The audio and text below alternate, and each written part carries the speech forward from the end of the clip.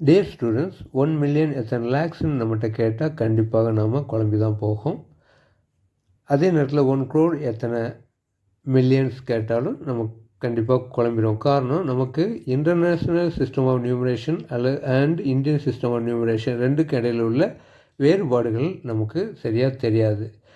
அதனால் நம்ம கண்டிப்பாக படிக்க வேண்டியது என்ன படிக்கணும்னா, periods in Indian system of நியூமரேஷனும் periods in international system of நியூமரேஷனும் கண்டிப்பாக படித்தாகணும். அதுக்கு முன்னால் நம்மளுடைய சேனலை சப்ஸ்கிரைப் பண்ணாதவங்க மறக்காமல் சப்ஸ்கிரைப் பண்ணி அருகில் உள்ள பெல் பட்டனையும் கிளிக் பண்ணுங்கள்.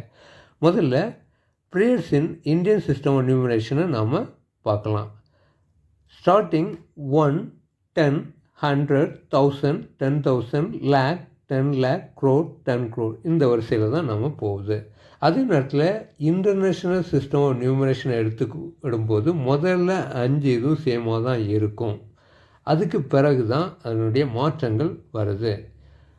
1, 10, 100, 1000, 10,000 இது 5 சேமாக இருக்குது. அடுத்து 10,000க்கு அடுத்தால 100,000ன்னு வரும்.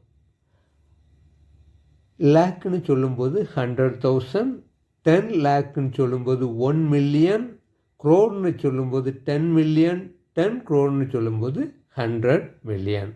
ரொம்ப சிம்பிள். இந்த ரெண்டையுமே படிச்சுக்கிட்டாலே நம்மளால் ஈஸியாக இந்தியன் சிஸ்டம் ஆஃப் நியூமரேஷனும் இன்டர்நேஷ்னல் சிஸ்டம் ஆஃப் நியூமரேஷன் நம்மளால் ஈஸியாக கன்வெர்ட் பண்ண முடியும்.